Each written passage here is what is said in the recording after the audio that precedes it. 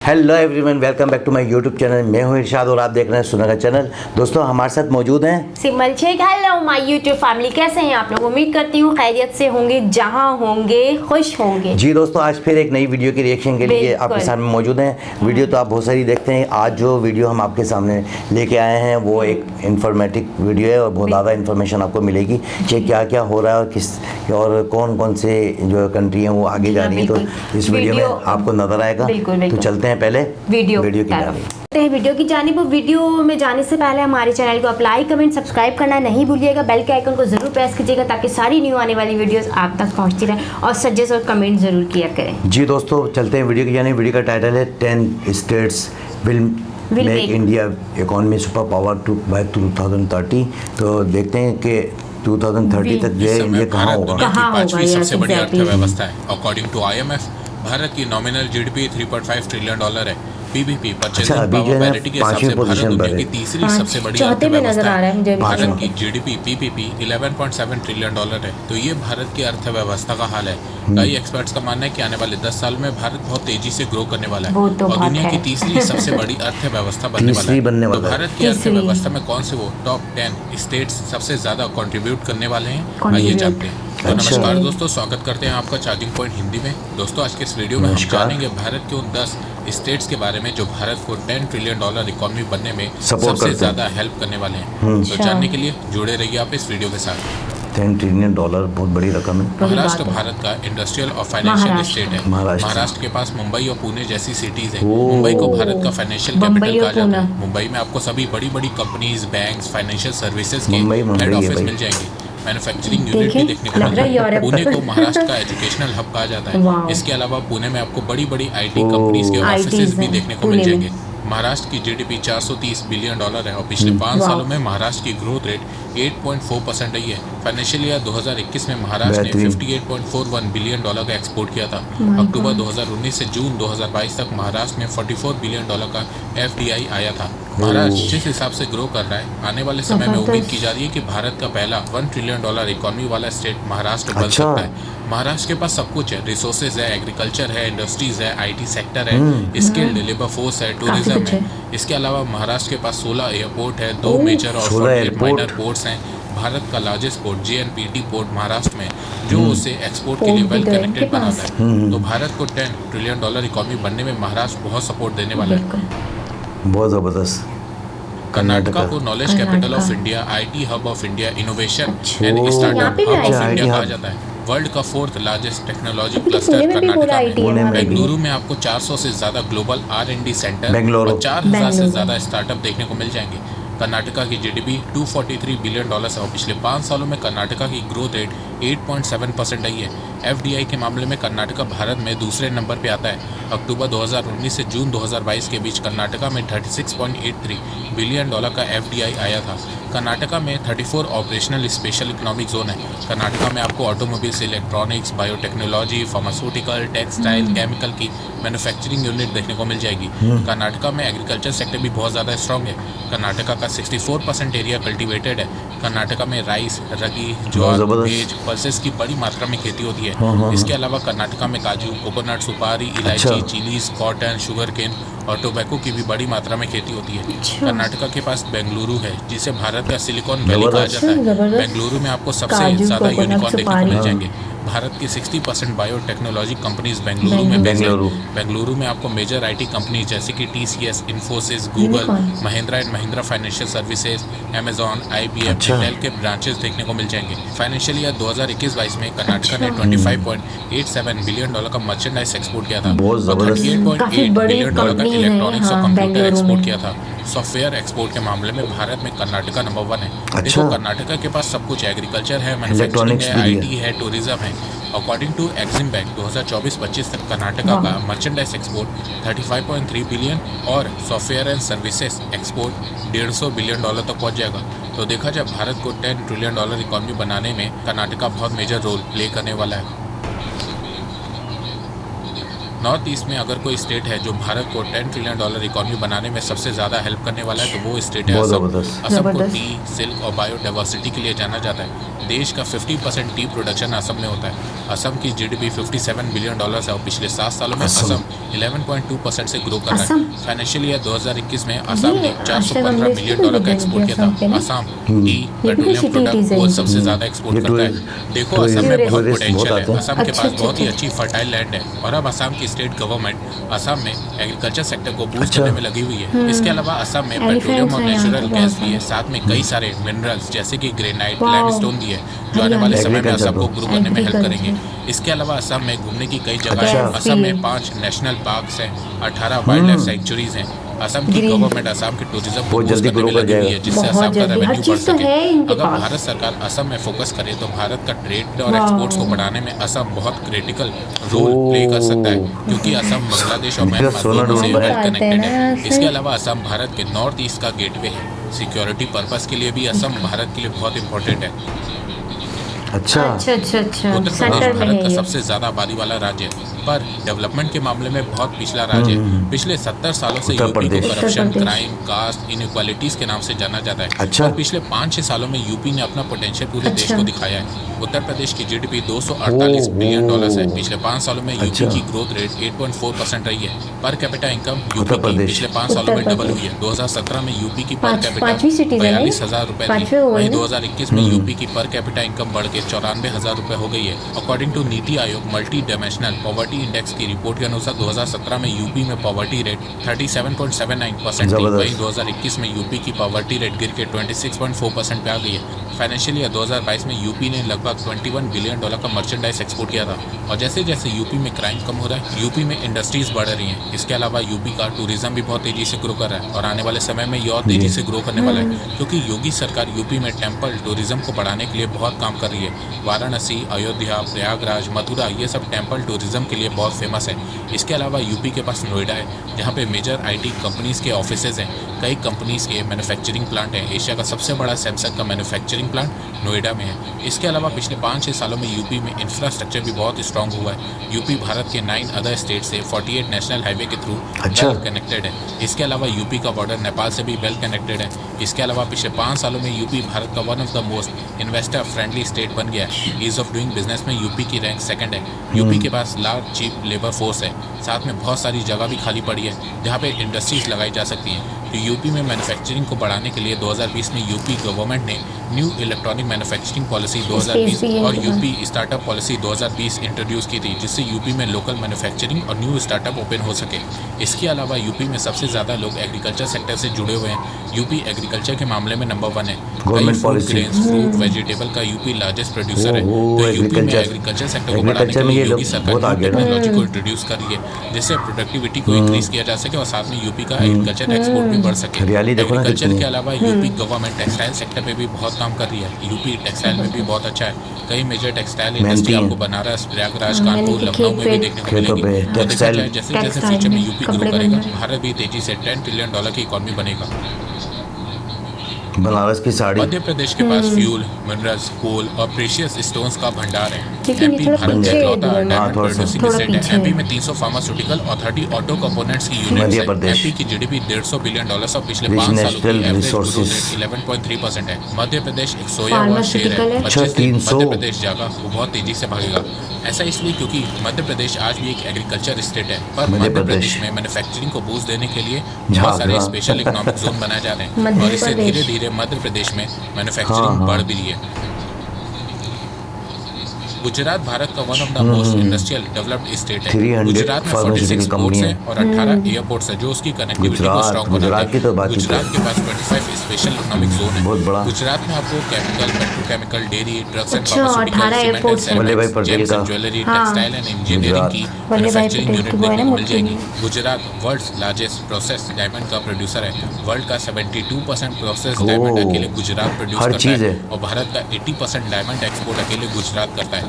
गुजरात के सूरत को डायमंड का डायमंड प्रोसेस कैपिटल है। ऑफ इंडिया कहा जाता डायमंड है। इनसे गुजरात आता है। फार्मास्यूटिकल के मामले में भी बहुत आगे है। इंडिया का 28 से ओह, 30% फार्मा ओह, एक्सपोर्ट करते गुजरात हैं। से होता है। इसके अलावा डायमंड- गुजरात एक्सपोर्ट में भी डायमंड नंबर 1 है। कैपिटल भारत ऑफ का इंडिया। 25% एक्सपोर्ट अकेले गुजरात करता है। फाइनेंशियल ईयर 2022 में गुजरात ने 126.8 बिलियन डॉलर्स का एक्सपोर्ट किया था। तो देखा जाए गुजरात भारत को हमेशा की तरह फुल सपोर्ट देने वाला है और भारत को $10 ट्रिलियन इकोनॉमी बनाने में बहुत हेल्प करने वाला है। बहुत ज़बरदस्त। आंध्र प्रदेश के पास well developed social, physical and industrial infrastructure है। इसके अलावा आंध्र प्रदेश के पास अच्छा एयरपोर्ट और पोर्ट इंफ्रास्ट्रक्चर भी आंध्र मौजूद प्रदेश। है। आंध्र प्रदेश में विशाखापट्टनम पोर्ट है। आंध्र प्रदेश की जीडीपी $157 बिलियन है और पिछले 5 सालों में आंध्र प्रदेश की एवरेज ग्रोथ रेट 12.1% रही है। फाइनेंशियल ईयर 2022 में आंध्र प्रदेश ने $19.3 बिलियन का मर्चेंडाइज एक्सपोर्ट किया था। आंध्र प्रदेश से सबसे ज़्यादा मरीन प्रोडक्ट्स एक्सपोर्ट होते हैं। आंध्र प्रदेश में 24 ऑपरेशनल स्पेशल इकोनॉमिक जोन है। आंध्र प्रदेश में आपको pharmaceutical, textile, leather, food processing की मैन्युफैक्चरिंग यूनिट देखने को मिल जाएगी। देखो आंध्र प्रदेश में बहुत पोटेंशियल है और वो अब तक अपने पोटेंशियल पे खड़ा नहीं उतर पाया है। और फ्यूचर में यहाँ पे जैसे जैसे आंध्र pharmaceutical प्रदेश है। ग्रो करेगा, भारत टेक्सटाइल, भी लेदर। तेजी से $10 ट्रिलियन की इकोनॉमी बनेगा। तमिलनाडु को factory of India, manufacturing hub of India कहा जाता है। भारत की 17% फैक्ट्रीज बन जाएगा। तमिलनाडु में लोकेटेड है। भारत की तमिलनाडु। इंडस्ट्रियल वर्कफोर्स में तमिलनाडु का 16% कंट्रीब्यूशन है। अच्छा, तमिलनाडु यहाँ पे भारत का वही सेकंड मोटरसाइकिल वेल्थ है। स्टेट कार है। है ना? इकोनॉमिक फ्रीडम रैंकिंग में यहाँ तमिलनाडु पे ये भारत का मोस्ट manufacture होता है। इकोनॉमिकल फ्री स्टेट है। तमिलनाडु भारत का हाईली अर्बनाइज्ड जबरदस्त। पॉपुलेशन स्टेट है, जहाँ 60% पॉपुलेशन अर्बन एरियाज में रहती है। तमिलनाडु में आपको automobile, auto components, electronics, aerospace, engineering, pharmaceutical, textile, leather, chemical, plastic सब की मैन्युफैक्चरिंग यूनिट देखने को मिल जाएगी। तमिलनाडु के चेन्नई में आपको Foxconn, Samsung, Cisco, Dell, Apple के मैन्युफैक्चरिंग प्लांट देखने को मिल जाएंगे। चेन्नई को साउथ एशिया का मैन्युफैक्चरिंग हब बोला जाता है। मैन्युफैक्चरिंग सेक्टर के अलावा तमिलनाडु आईटी सर्विसेज में भी बहुत अच्छा है। तमिलनाडु की जीडीपी जबरदस्त। $320 बिलियन है। पिछले साउथ 5 एशिया सालों का में तमिलनाडु की manufacturing hub. Average growth rate 11.2% रही है। 2021-22 में तमिलनाडु ने $25 बिलियन का मर्चेंडाइज एक्सपोर्ट किया था और $24 बिलियन का आईटी एक्सपोर्ट किया था। इसके अलावा तमिलनाडु 11.2% टूरिज्म में भी बहुत अच्छा है। भारत में सबसे ज़्यादा डोमेस्टिक टूरिस्ट तमिलनाडु जाते हैं, क्योंकि तमिलनाडु में आपको बहुत पुराने मंदिर देखने को मिल जाएंगे। तमिलनाडु टेम्पल टूरिज्म के लिए बहुत फेमस है। तो देखा जाए तमिलनाडु में वेल डेवलप्ड इंफ्रास्ट्रक्चर है। तमिलनाडु में एक्सीलेंट रोड और रेल नेटवर्क है। 3 मेजर पोर्ट हैं, 15 माइनर पोर्ट हैं, 8 एयरपोर्ट हैं। तमिलनाडु के पास highly qualified, skilled, discipline, productivity oriented, English speaking human force है। इसके अलावा तमिलनाडु में भारत का डिफेंस कॉरिडोर भी बन रहा है। तो देखा जाए तमिलनाडु भारत को $10 ट्रिलियन इकोनॉमी बनने में बहुत सपोर्ट करने वाला है।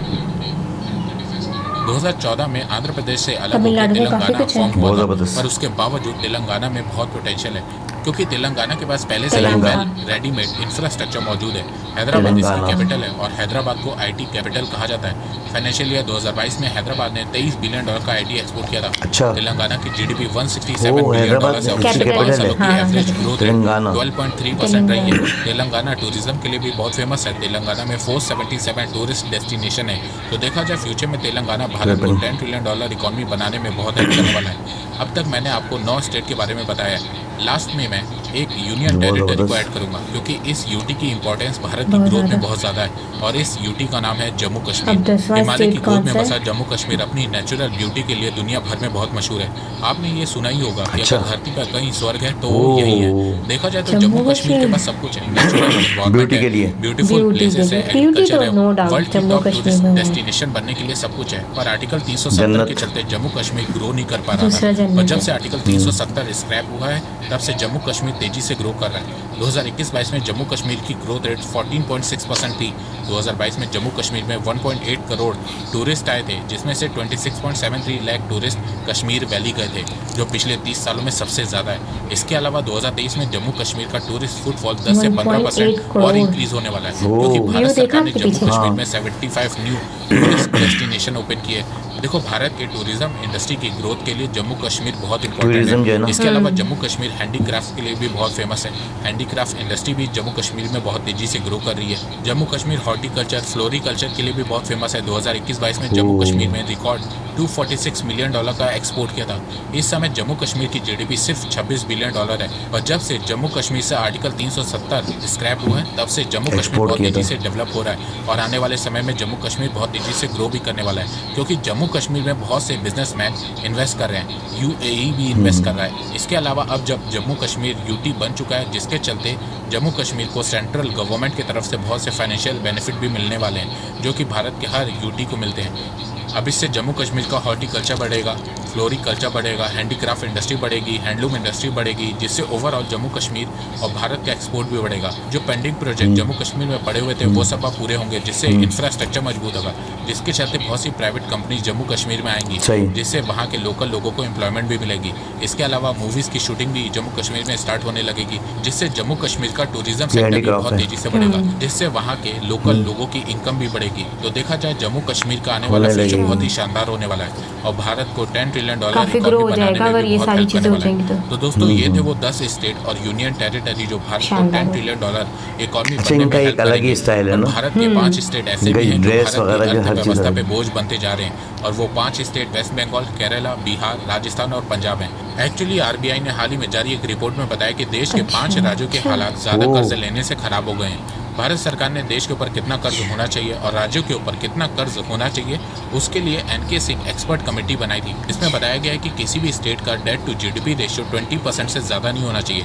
डेट टू जीडीपी रेशियो मतलब मान लो किसी राज्य के पास 100 रुपये है तो उसका कर्ज 20 रुपये से ज़्यादा नहीं होना चाहिए। अब ये मैंने एग्जाम्पल देने के लिए समझाया है, इसको सच में मत मान लेना कि राज्य के पास सिर्फ 100 रुपये। तो भारत के राज्यों के ऊपर 20% से ज़्यादा कर्ज नहीं होना चाहिए। और भारत के 5 स्टेट ऐसे हैं जिनका डेट टू जीडीपी रेशियो 35% से ज़्यादा हो गया है और आने वाले समय में ये और तेजी से बढ़ेगा। जैसे कि इस समय वेस्ट बंगाल का डेट टू जीडीपी रेशियो 34.4% है। आरबीआई ने अपनी रिपोर्ट में बताया कि 2026-27 तक वेस्ट बंगाल का डेट टू जीडीपी रेशियो 37% तक हो जाएगा। वो इसलिए क्योंकि वेस्ट बंगाल गवर्नमेंट ने डेवलपमेंट के लिए कोई भी मेजर स्टेप नहीं लिए जिससे वेस्ट बंगाल का रेवेन्यू तेजी से बढ़ सके। इसके अलावा केरला का डेट टू जीडीपी रेशियो 37% है और 2026-27 तक केरला का डेट टू जीडीपी रेशियो 38.2% तक हो जाएगा। बिहार का डेट टू जीडीपी रेशियो 38.6% है। राजस्थान का डेट टू जीडीपी रेशियो 39.5% है और पंजाब का डेट टू जीडीपी रेशियो 45.9% है। आरबीआई की गाइडलाइन से 2 गुना कर्ज पंजाब पे है। आरबीआई ने अपनी रिपोर्ट में बताया कि इन 5 राज्यों का कर्ज बढ़ने की मेन वजह लो कैपिटल एक्सपेंडिचर है। इन 5 राज्यों की सरकार अपने बजट का 90% हिस्सा सैलरीज, पेंशन, सब्सिडीज और इंटरेस्ट ऑन लोन में खर्च करती है। राज्य के डेवलपमेंट में सिर्फ 10% खर्च करती है, जिसके चलते इन राज्यों में अर्निंग सोर्सेज ज्यादा तेजी से नहीं बढ़ पाती है और नेक्स्ट ईयर इन्हें बजट के लिए और ज्यादा कर्ज लेना पड़ता है। इसके अलावा इन राज्यों में सरकारें खूब फ्रीबीज भी देती हैं, जिसके चलते इन राज्यों का कर्ज बढ़ता जा रहा है। इन राज्यों में सरकारें बिजली से लेकर पानी पे सब्सिडीज देने का वादा करती हैं, ट्रांसपोर्टेशन में सब्सिडीज देने का वादा करती है और इससे स्टेट का कर्ज बढ़ता जाता है। अब आप लोग जानना चाहोगे कि इन राज्यों का कर्ज कैसे कम होगा, तो आरबीआई ने अपनी रिपोर्ट में कहा है कि देश के सभी राज्यों को कम से कम अपने बजट का 1/3 हिस्सा डेवलपमेंट और न्यू इंफ्रास्ट्रक्चर में खर्च करना होगा। आरबीआई ने बताया कि राज्यों को डेट ट्रैप से निकलने के लिए अर्निंग सोर्सेज को बढ़ाना होगा। राज्यों को infrastructure, educational institutions, health facilities में इन्वेस्ट करना होगा। इसके अलावा आरबीआई ने बताया कि राज्य का कर्ज कम करने के लिए राज्य सरकारों को फ्रीबीज को कम करना होगा, सिर्फ जरूरतमंद को ही सब्सिडीज देना होगा, इलेक्शन जीतने के लिए ऊट पटांग वादों से बचना होगा, तभी राज्यों का कर्ज कम होगा और फिर ये राज्य भारत की अर्थव्यवस्था में और ज्यादा योगदान दे पाएंगे। तो दोस्तों मुझे लगता है कि अब आपको सब समझ में आ गया होगा। तो अगर आपको ये वीडियो पसंद आए तो आप इस वीडियो को लाइक कीजिए और अब आप मुझे सपोर्ट भी कर सकते हैं पेट्रियन और यूट्यूब में ज्वाइन बटन के थ्रू। एक बात मैं कहना चाहता हूँ, आप जितनी मेरी वीडियोस को शेयर करेंगे उतनी ही रीच मेरी बढ़ेगी और उतने ही लोग मेरे से जुड़ेंगे। तो वीडियो को शेयर करना, चैनल को सब्सक्राइब करना बिल्कुल भी मत भूलिएगा। मैं ऐसे ही एजुकेशनल वीडियोस लाता रहूँगा आप लोगों के लिए। तो अभी तक के लिए बस इतना ही। धन्यवाद। जय भारत। जी दोस्तों, आपने देखी कितनी ज़बरदस्त सिमन, बहुत ज़्यादा नॉलेज मिली मुझे तो इस वीडियो से कि ये पता लगा कि भाई कौन कौन से जो राज्य हैं वो जो है सपोर्ट कर रहे हैं इंडिया को। 10 ट्रिलियन डॉलर की जो है ना इनके वो इकॉनमी बन जाएगी और वो दुनिया की तीसरी बड़ी जो है ना कंट्री जो है कहलाएगी, क्योंकि अभी 5वें नंबर पर है और जो है अभी अच्छा हमने एक वीडियो की थी उसमें 4थे नंबर पर आ रही थी। मुझे यहाँ पे भी 4थे नंबर पे ही लिखा हुआ था इंडिया, तो इसी तरह ही लग रहा है। आप अपने कमेंट्स में बताइएगा कि अभी 4थे नंबर पर या 5वें नंबर पर, कहीं ये डाउटफुल है कि कहीं 4था नंबर आ रहा है, कहीं 5वां आ रहा है। लेकिन अब जो ये वीडियो हमने देखी उसमें ये पता लग रहा है कि भाई ये जो है ना जो जिस तरीके से इनकी पॉलिसीज़ हैं और जो देश जो है ना राज्य जो है ना वो सपोर्टिंग कर रहे हैं इंडिया की, उससे जाहिर होता है कि ये 10 ट्रिलियन बनने में जो है ना। अच्छा एक चीज़ और आपने देखी होगी कि जब ये लोग कुछ कह देते हैं ना तो वो कर भी देते हैं। ये तो बहुत पक्की बात है। ये जो है ना मैंने ये देखा है कि ये पहले या तो ये कर कर चुके होते ये हैं। कहते वही है जो इन्होंने करना होता है। हाँ, तो वही बात बोलते हैं, टारगेटेड काम करते हैं, जिसको ये टारगेट अच्छा, करते हैं। मैं सबसे पहले तो स्टार्ट करूंगा गुजरात से, क्योंकि भाई वो जो है ना सिटी वल्लभ भाई पटेल गुजरात से, ठीक है ना, उनका नंबर 1 पे तो ना के स्टेचू जो है ना वहाँ पर जो है सबसे बड़ा, जो वर्ल्ड का सबसे बड़ा जो है स्टेचू जो है वहाँ पर है। और सबसे ज़्यादा जो है इकॉनमी प्रोड्यूस करता है, जीडीपी सपोर्टिंग करता है कि इंडिया को गुजरात, ठीक है ना। अच्छा, उनके पास फिर चीज़ें ज़्यादा होंगी ना, बहुत सारी चीज़ें होंगी, हर चीज़ है, एग्रीकल्चर है उनके पास, अच्छा पोर्ट है, फिर जो है ना एयरपोर्ट्स हैं, फिर उसके बाद इंडस्ट्री है बहुत बड़ी। अच्छा, ये आज से नहीं, ऐसा नहीं है कि ये अभी से इन्होंने जो है ना ग्रो किया है। गुजरात जो है शुरू दिन से जो है ना सपोर्टिंग है, यानी कि जब से ये मुल्क आज़ाद हुआ है, गुजरात के नाम है, गुजरात को लोग बहुत पहचानते हैं। अच्छा, इसमें से कई एक आध सिटीज ऐसी है जो मैंने आपको कहा वीडियो में कि यार ये तो मैं फर्स्ट टाइम नाम सुन रही, असम था आई थिंक, असम, हाँ वो था, और एक और सिटी थी जो मैंने अभी तक उसकी वीडियो नहीं देखी। मुझे आज पता लगा, मुझे पता भी नहीं, तेलंगाना का जो है मुझे आज पता लगा ये भी एक राज्य है, और उस राज्य में हैदराबाद आता है, कैपिटल सिटी है हैदराबाद। तो ये मुझे आज पता लगा। भारत ये कि काफ़ी सारी चीज़ें ऐसी होती हैं जो हम वीडियो करते हैं तो पता लगता है कि भाई क्या क्या चीज़ें किस तरीके से। तो जहाँ नाम आता है गुजरात का, तो गुजरात बहुत ज़्यादा हाईली जो है ना सपोर्ट करता है। और आपको पता है कि वल्लभ भाई पटेल और फिर जो है मोदी जी, आई थिंक जो है गुजरात से ताल्लुक है मेरे ख्याल में, और जो है अमिताभ बच्चन, ठीक है ना, तो 2-4 मोदी जी भी तो, हाँ, मोदी जी हैं, और मेरे ख्याल में आई थिंक सलमान खान भी शायद, आई थिंक सलमान खान का भी मैंने सुना है कि गुजरात से ताल्लुक है। वो माना राज्य है ना, ये तो बहुत बड़ा है ना, तो वो फिर उसके कौन से सिटी से ताल्लुक है ये एक अलग बात है, लेकिन ये कि वहाँ से ताल्लुक है कि काफ़ी सारे ऐसी सेलिब्रिटीज़ हैं जो कि फिल्मों में काम कर रही हैं, और बहुत सारे ऐसी मशहूर गुजरात नाम इतना अच्छा है, वो सुनते ही जिसम में लहर दौड़ जाती है, बोली है गुजराती, ठीक है ना, तो ये भी एक। अच्छा, दूसरा नंबर पर हम आते हैं तेलंगाना में, और हैदराबाद जो है उसका कैपिटल सिटी है, तो ये भी क्योंकि हब है आईटी का हब है, और आईटी के हवाले से हम काफ़ी वीडियो में बोल भी चुके हैं कि भाई एक ऐसा आईआईटी का ऑफिस है जिसमें कि 10 लाख आदमी जो काम कर रहे होते हैं, और बहुत सारी ऐसी चीज़ें। अच्छा, आईटी 2 सिटीज में है, हाँ, है ना, 2 सिटीज में आईटीज है, एक बेंगलुरु में, और एक बेंगलुरु भी जो ना हब है, आईटी का हब जो है बेंगलुरु है, ठीक है ना। अच्छा, बात हो रही है हैदराबाद की, तो हैदराबाद में फूड स्ट्रीट हो गई, या बहुत सारे ऐसे बाजार हैं, और वो है एग्रीकल्चर के हवाले से भी अगर आप देखें कि तेलंगाना जो है बहुत मशहूर है, फिर वहाँ पर जो है ना काफ़ी सारी कंपनीज काम कर रही हैं, काफ़ी सारे लोग जो है बाहर से फॉरनर आके जो है ना वहाँ मैन्युफैक्चरिंग कर रहे हैं। अच्छा, एक ऐसा सिटी भी हमने देखा है कि जिसमें कि 300 जो है फार्मास्यूटिकल कंपनियाँ हैं, इसी वीडियो में हमने देखा है कि काफ़ी जो फार्मास्यूटिकल कंपनियां हैं वो बड़ा जो है ना एक रोल प्ले करती हैं कि इंडिया की फार्मास्यूटिकल कंपनियां काफ़ी सारी मेडिसिन बनाकर जो है ना बाहर एक्सपोर्ट करती हैं, जिससे कि काफ़ी सारा जो अमाउंट मुल्क में आता है, और उससे एक तरक्की में जो है ना काफ़ी अहम किरदार अदा कर रही है। अच्छा, एक ऐसी भी हमने देखा था कि जिसमें कि जो है ना वो बाइक्स वगैरह बन रही थी, वो भी एक जो है ना, वो कौन सा, वो आई थिंक तमिलनाडु है, वहाँ पर बाइक्स कार वगैरह जो है मैन्युफैक्चरिंग होती है, बिल्कुल। और उसके अलावा जो है वहाँ पर भी एग्रीकल्चर का भी जो है ना काम बहुत ज़्यादा होता है। एग्रीकल्चर से भी काफ़ी मर्चेंट जो है जो चीज़ें जैसे कि मसाले जाते हैं वो भी एक्सपोर्ट होती हैं। और एक असम जगह थी, असम भी जो है बड़ा अपना एक रोल प्ले करता है, जैसे कि अच्छा ये ऐसे राज्य हैं कि इनमें मज़ीद जो है ना ग्रोथ रेट जो है बढ़ सकता है, ऐसा नहीं कि भाई ये अपनी जो है इनमें इतनी सारी चीजें हैं, ये उससे ग्रो कर सकते हैं, और अगले जो 2030 होगा ईयर, उसमें काफी जो है कंट्रीब्यूट कर सकते हैं। ऐसा भी हो सकता है कि जो इनकी टारगेट है उससे ज़्यादा भी आगे भी बढ़ सकते हैं, क्योंकि जिस तरीके से इंडिया में तरक्की हो रही है और हमारे यहाँ तो डॉलर के रेट बढ़ रहे हैं, तो हम लोग दो मजीद पीछे जा रहे हैं। आपको पता है कि अभी लेटेस्ट जो रिपोर्ट आई है, हम जो है ना जीरो, हमारे जीडीपी रेट जो है ना जीरो रहा है, कि यानी हमारी जीडीपी रेट में कोई ग्रोथ नहीं हुई, मतलब मजीद हमारा जो है ना लॉस हुआ है, 25% जो है हम जो है पीछे गए, बजाय हमें आगे जाने के। तो ये एक बड़ा सवालिया निशान है कि गवर्नमेंट होने के बावजूद और तमाम चीज़ें गवर्नमेंट है तो वो तो अपने मसलों में फंसी हुई है, गवर्नमेंट अभी चीज़ों पे ध्यान कहाँ दे रही, मुझे आप ये बताएं, नहीं हो पा रहा, हो नहीं रहा। और क्योंकि डॉलर के रेट बढ़ रहे हैं, हर चीज़ हमें महंगी मिल रही है, हम अगर वो सब्सिडीज़ भी दें तो फिर उसमें वो भी हम कहाँ कहाँ थे। पेट्रोल हमारा महंगा हो रहा है, खाने पीने की अशिया हमारी महंगी हो रही।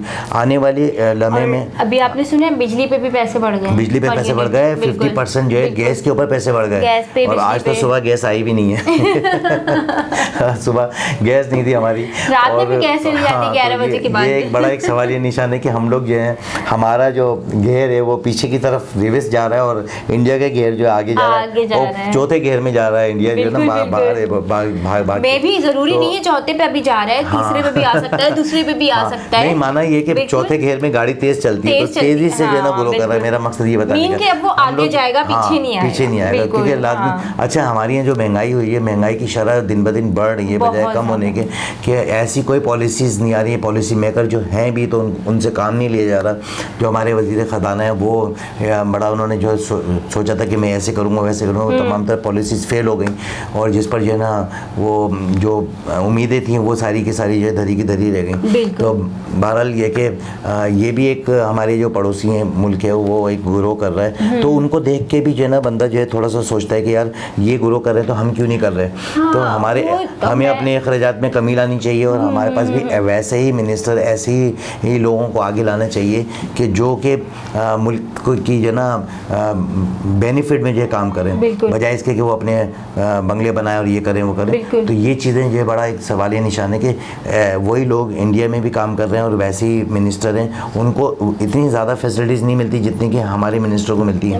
आपको पता है कि जब हमारे मिनिस्टर बाहर जाते हैं तो 4-4 5-5 लोग चले जाते हैं, लेकिन वहाँ से अगर जाते हैं तो सिर्फ काम के लिए जो काम के लोग जाते हैं और वो जाके भी अपनी जो है ना उसमें एम्बेसी में रहते हैं। ऐसा नहीं कि हमारे लोगों को तो 5 स्टार होटलों में जो जगह मिलती है वहाँ जाके जो है ना घूमने चले जाते हैं। पता ही लगा कि 2 बंदे सेशन अटेंड करने जा रहे हैं तो 3 जो घूमने जा रहे हैं। ये एक बड़ा एक सवाली निशान है कि अखराजात में कमी लानी चाहिए, आम लोगों को जो है सपोर्ट करनी चाहिए उन लोगों के। वही बात है ना कि वो सिर्फ अपनी पर्सनल चीज़ें देख रहे हैं, अपनी पर्सनल लड़ाइयाँ देख रहे हैं और अपनी पर्सनल चीज़ें देख रहे हैं। अगर वो सीट पे बैठे हैं तो वो मुल्क को नहीं देख रहे हैं, आवाम को नहीं देख रहे हैं, बस वो सिर्फ अपनी परेशानियाँ सोल्यूशन कर रहे हैं और कोई बात नहीं है। हमें कम से कम ये देखना चाहिए कि किसी को देख के भी जो है ना बंदा सोचता है कि यार नहीं मैं भी ये करूँगा तो ये इन पॉलिसीज पर अमल करूँगा। तो और देखा जाए तो पाकिस्तान एक वक्त में पाकिस्तान इंडिया से कहीं आगे था बिल्कुल, हर चीज़ हर मामले में, लेकिन हमारा उतना ही पीछे हो। हमारा मोटरवे जब बना था तो इंडिया में इतने अच्छे रोड नहीं थे पहले